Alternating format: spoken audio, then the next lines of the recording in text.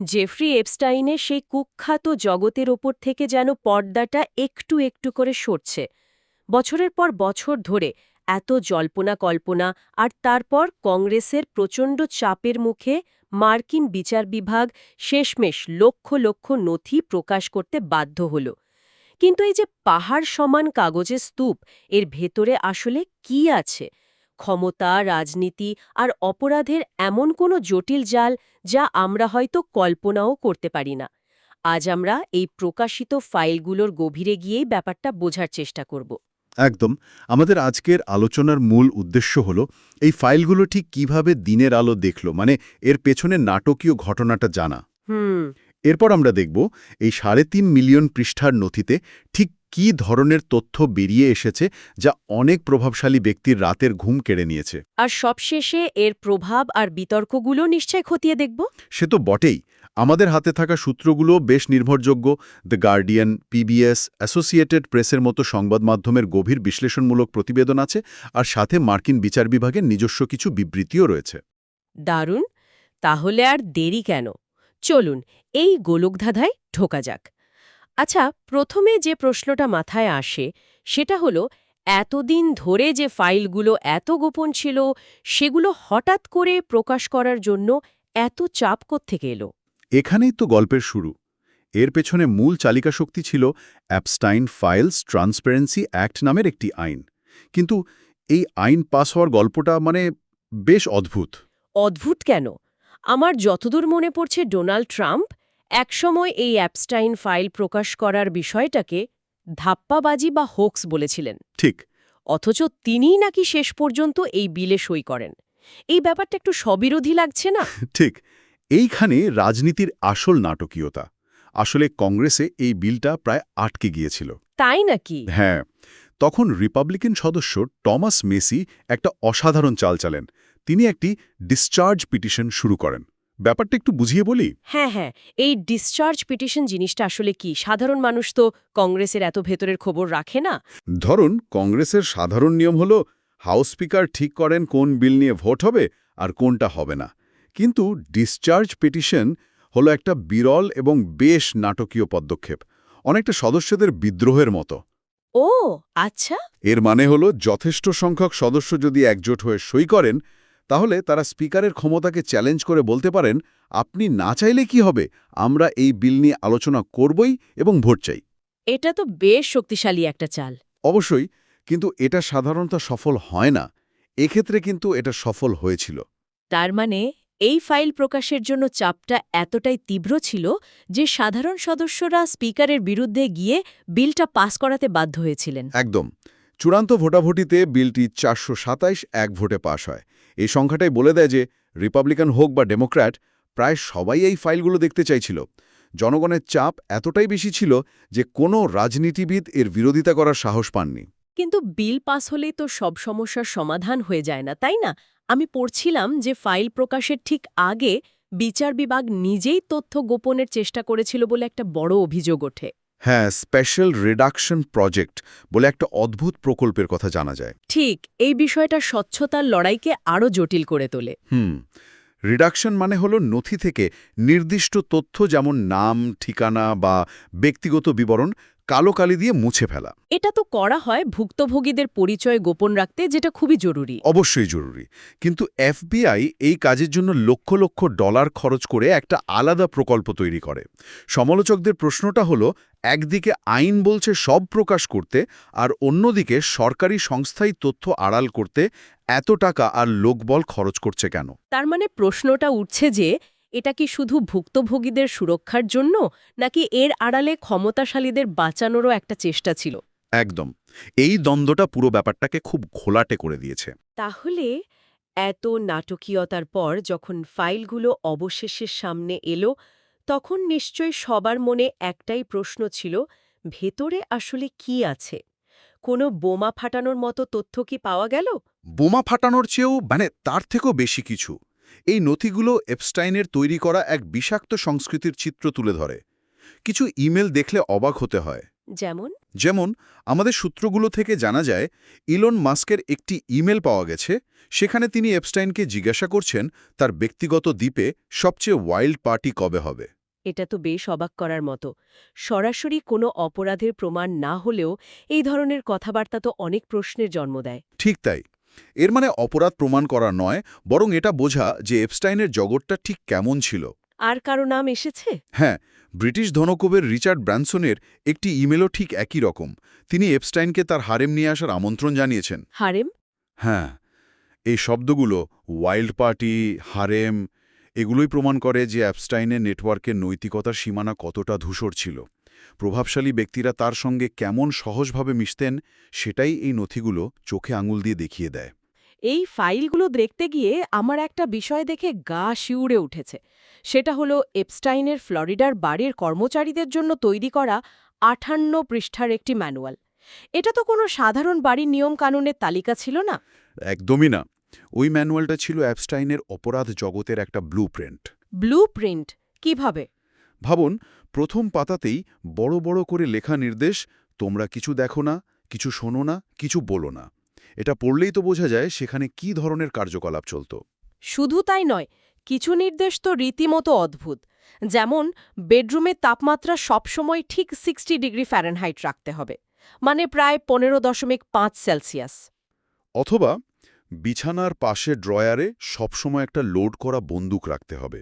এই যে এত খুঁটিনাটি নির্দেশ, এটা কি শুধু অ্যাপস্টাইনের ব্যক্তিগত খামখেয়ালিপনা ছিল, নাকি এর পেছনে আরও গভীর কোনো উদ্দেশ্য ছিল বলে মনে হয়? এটা খুবই গুরুত্বপূর্ণ একটা প্রশ্ন। আমার মতে এটা শুধু খামখেয়ালিপনা নয়। এই ধরনের ম্যানুয়াল আসলে একটা মনস্তাত্ত্বিক অস্ত্র। মনস্তাত্ত্বিক হ্যাঁ, অস্ত্র? হ্যাঁ, কর্মচারীদের কিছু না দেখা, কিছু না শোনার নির্দেশ দিয়ে এপস্টাইন আসলে তাদের অপরাধের অংশীদার করে তুলছিল।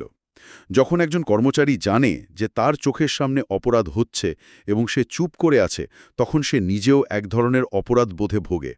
আর সেই অপরাধবোধ তাকে আরও বেশি করে চুপ থাকতে বাধ্য করে। একদম।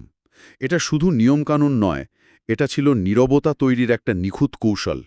ওই ৫৮ পৃষ্ঠার ম্যানুয়ালটা আসলে ভয়, নিয়ন্ত্রণ আর গোপনীয়তা দিয়ে তৈরি একটা জগৎ চালানোর সংবিধান ছিল। তার মানে প্রতিটি ছোটখাটো নিয়ম আসলে একটা বড় অপরাধ চক্রকে সচল রাখার জন্য তৈরি করা হয়েছিল। আচ্ছা, এই যে এত ভয়ঙ্কর সব তথ্য সামনে এলো, এর ফলে কি বাস্তবে কোনো প্রভাব পড়েছে? ক্ষমতাশালী মহলে কোনো নড়চড় দেখা গেছে? হ্যাঁ, এর প্রভাব পড়তে শুরু করেছে, আর সেটা বেশ বড় আকারেই। যেমন ধরুন যুক্তরাজ্যের কথা। হুম। সেখানে লেবার পার্টির অত্যন্ত প্রভাবশালী নেতা পিটার ম্যান্ডেলসনকে হাউস অফ লর্ডস থেকে পদত্যাগ করতে হয়েছে। পিটার ম্যান্ডেলসন তো ব্রিটিশ রাজনীতির একজন হেভিওয়েট ব্যক্তিত্ব। তার বিরুদ্ধে ঠিক কী অভিযোগ উঠেছে? অভিযোগগুলো বেশ গুরুত্বপূর্ণ। নথি থেকে জানা যায় তিনি অ্যাপস্টাইনের সাথে নিয়মিত যোগাযোগ রাখতেন, এবং অভিযোগ উঠেছে যে তিনি সংবেদনশীল সরকারি তথ্য অ্যাপস্টাইনকে পাচার করতেন। শুধু তাই? না, শুধু তাই নয়, তার আর্থিক লেনদেনের বিষয়টিও সামনে এসেছে। কিছু ব্যাংক ডকুমেন্ট থেকে জানা যায় যে ২০০৩-২০০৪ সালের দিকে অ্যাপস্টাইন ম্যান্ডেলসন বা তার পার্টনারের অ্যাকাউন্টে প্রায় $৭৫,০০০ পাঠিয়েছিলেন। যদিও ম্যান্ডেলসন দাবি করেছেন এটা ঋণের টাকা ছিল। হ্যাঁ, কিন্তু এই ফাইল প্রকাশের পর রাজনৈতিক চাপ এতটাই বেড়ে যায় যে তাকে পদত্যাগ করতে হয়। এটাই প্রমাণ করে যে স্বচ্ছতার শক্তি কতটা। ঘটনাগুলো প্রায় ২ দশক পুরনো, কিন্তু নতুন তথ্য প্রমাণ সামনে আসায় দেরিতে হলেও তাকে রাজনৈতিকভাবে জবাবদিহিতার মুখোমুখি হতে হলো। যুক্তরাষ্ট্রেও কি একই রকম কোনো ঘটনা ঘটেছে? হ্যাঁ, ঘটেছে। মার্কিন বাণিজ্য সচিব হাওয়ার্ড লুটনিকের কথাই ধরা যাক। তিনি প্রকাশ্যে দাবি করেছিলেন যে ২০০৫ সালের পর অ্যাপস্টাইনের সাথে তার কোনো যোগাযোগই ছিল না। মানে তিনি নিজেকে অ্যাপস্টাইনের জগৎ থেকে পুরোপুরি বিচ্ছিন্ন প্রমাণ করার চেষ্টা করেছিলেন। কিন্তু ফাইলগুলো অন্য কথা বলছে। ঠিক তাই, প্রকাশিত ফ্লাইট লগ আর অন্যান্য নথি থেকে এখন পরিষ্কার প্রমাণ মিলেছে যে তিনি ২০১১ সালে অ্যাপস্টাইনের সাথে দেখা করেন এবং ২০১২ সালে তার সেই কুখ্যাত ব্যক্তিগত দ্বীপে লাঞ্চে গিয়েছিলেন। তাহলে তো তার আগের দাবিটা পুরোপুরি মিথ্যা প্রমাণিত হয়ে গেল। একদম। আর এখন তার পদত্যাগের জন্য তীব্র চাপ তৈরি হচ্ছে। আর এটাই হলো তথ্য প্রমাণের শক্তি। এটা প্রভাবশালী ব্যক্তিদের নিজেদের তৈরি করা ভাবমূর্তি বা জনমতকে এক মুহূর্তে ভেঙে দিতে পারে। এখানে তাহলে শুধু সম্ভাব্য অপরাধের প্রশ্ন নয়। না, এখানে জনগণের কাছে সত্য বলার যে একটা দায়বদ্ধতা থাকে, সেই প্রশ্নটিও খুব বড় হয়ে উঠেছে। কিন্তু ব্যাপারটা তো এতটাও সোজাসাপটা নয়, তাই না? একদিকে যেমন কিছু তথ্য প্রকাশ পেয়েছে, তেমনি ফাইল প্রকাশের প্রক্রিয়া নিয়েও তো অনেক বিতর্ক তৈরি হয়েছে। আমি দেখছিলাম অনেক নথির শত শত পৃষ্ঠা শুধু কালো কালি দিয়ে ঢেকে দেওয়া হয়েছে। একদম। আর এটাই স্বচ্ছতার মূল উদ্দেশ্য নিয়ে একটা বড় প্রশ্ন তুলে দিয়েছে। যেমন নিউ ইয়র্কের গ্র্যান্ড জুরির একটি ১১৯ পৃষ্ঠার সম্পূর্ণ ফাইলই কালো করে দেওয়া হয়েছে, কিছুই পড়ার উপায় নেই। তাই নাকি? হ্যাঁ, এমনকি বিচার বিভাগের ওয়েবসাইট থেকে ট্রাম্প, অ্যাপস্টাইন এবং গিলিন ম্যাক্সওয়েলের একটি ছবি সরিয়ে ফেলা হয়েছিল। পরে ব্যাপক সমালোচনার মুখে তারা আবার সেটা ফিরিয়ে আনতে বাধ্য হয়। এর পেছনের সরকারের যুক্তিটা কি? তারা কেন তথ্য এভাবে আড়াল করছে? বিচার বিভাগের আনুষ্ঠানিক বক্তব্য হল, তারা ভুক্তভোগীদের পরিচয় এবং ব্যক্তিগত তথ্য গোপন রাখতেই এমনটা করেছে, যা আইনত জরুরি। কিন্তু সমালোচকরা তো অন্য কথা বলছেন। সমালোচকরা বলছেন এটা একটা অজুহাত। তাদের মতে ভুক্তভোগীদের সুরক্ষার আড়ালে আসলে অনেক প্রভাবশালী ব্যক্তিকে বাঁচানোর চেষ্টা চলছে। যদি সরকারই চূড়ান্তভাবে নিয়ন্ত্রণ করে যে জনগণ কি দেখবে আর কি দেখবে না, তাহলে তাকে কি আর সত্যিকারের স্বচ্ছতা বলা যায়? এই প্রশ্নটা এখন খুব জোরালোভাবে উঠছে। এই বিতর্কের পাশাপাশি আরও একটা অদ্ভুত এবং কিছুটা বিপজ্জনক দিকও তো আছে। ফাইলগুলোতে কিছু যাচাই না করা একেবারে কাঁচা অভিযোগও অন্তর্ভুক্ত করা হয়েছে।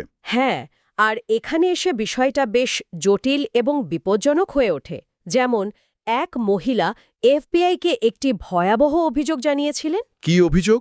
তার দাবি ছিল তিনি যখন ১৩ বছর বয়সে গর্ভবতী ছিলেন তখন এপস্টাইন তাকে পাচার করে এবং তার সন্তান জন্মানোর পর তাকে হত্যা করা হয়। কি বলছেন? তিনি আরও অভিযোগ করেন যে ডোনাল্ড ট্রাম্প নাকি সেই শিশুর মৃতদেহ লেকে ফেলতে সাহায্য করেছিলেন। এটা তো একটা মারাত্মক অভিযোগ। এর কোনো ভিত্তি পাওয়া গেছে? না, কোনো প্রমাণ মেলেনি। স্নোপসের মতো আন্তর্জাতিক ফ্যাক্ট চেকিং সংস্থাগুলো এই অভিযোগের অসঙ্গতিগুলো তুলে ধরেছে। যেমন ওই মহিলা ঘটনাটি ১৯৮৪ সালের বলে দাবি করেছেন, কিন্তু ট্রাম্প ও এপস্টাইনের পরিচয় হয়েছিল ৮০ দশকের শেষের দিকে। মানে টাইমলাইন মিলছে না। এখন প্রশ্ন হল, এমন একটি যাচাইহীন অসঙ্গতিপূর্ণ অভিযোগ কেন সরকারি নথিতে অন্তর্ভুক্ত করা হলো? ঠিক, আর এই ধরনের তথ্য প্রকাশের ঝুঁকিটা বিশাল। কিভাবে? যাচাইহীন তথ্য যখন সরকারি শিলমোহর নিয়ে প্রকাশিত হয়, তখন সেটাকে অনেকে সত্যি বলে ধরে নেয় এবং এর ফলে ষড়যন্ত্র তথ্য বা ভুল তথ্য দাবানলের মতো ছড়িয়ে পড়ে। তার মানে একদিকে স্বচ্ছতার দাবি, অর্থাৎ সবকিছু প্রকাশ করতে হবে, আর অন্যদিকে তথ্যের সত্যতা নিশ্চিত করার একটা বিশাল চ্যালেঞ্জ। এই দুটো জিনিসের মধ্যে ভারসাম্য রাখা যে কতটা কঠিন, এই ঘটনাটা সেটাই আমাদের দেখিয়ে দিচ্ছে। তাহলে এই পুরো আলোচনার শেষে আমরা কোথায় এসে দাঁড়ালাম? ফাইলগুলো প্রকাশিত হয়েছে, প্রভাবশালী ব্যক্তিদের নাম জড়িয়েছে, বিতর্কও হচ্ছে। কিন্তু এর আসল অর্থ উদ্ধার করার লড়াইটা মনে হচ্ছে সবই শুরু হলো। একদম ঠিক। একটি গবেষণাপত্রে খুব সুন্দর একটা কথা বলা হয়েছে। এই ডিজিটাল যুগে ন্যায়বিচার অনেক সময় আর শুধু আদালতের এজলাসে সীমাবদ্ধ থাকে না। এটা গণচাপ এবং মিডিয়ার প্রচারের ওপরও অনেকখানি নির্ভরশীল হয়ে পড়ে। লক্ষ লক্ষ পৃষ্ঠার নথি এখন জনগণের সামনেও ইন্টারনেটে সহজলভ্য। এখন আসল প্রশ্ন হল, এই ঘটনার চূড়ান্ত সত্যটা কে প্রতিষ্ঠা করবে? সাংবাদিকরা, রাজনীতিবিদরা নাকি বিচার ব্যবস্থা? আর সবচেয়ে বড় যে প্রশ্নটা আমাদের সবার জন্য, এই তথ্যের মহাসাগরে যেখানে সত্যি মিথ্যা সব মিলেমিশে একাকার হয়ে গেছে, সেখানে একজন সাধারণ মানুষ হিসেবে আমরা আসল সত্যটা খুঁজে পাব কি করে? এই প্রশ্নগুলোই হয়তো এই ঘটনার পর আমাদের জন্য সবচেয়ে বড় চ্যালেঞ্জ হয়ে থাকবে।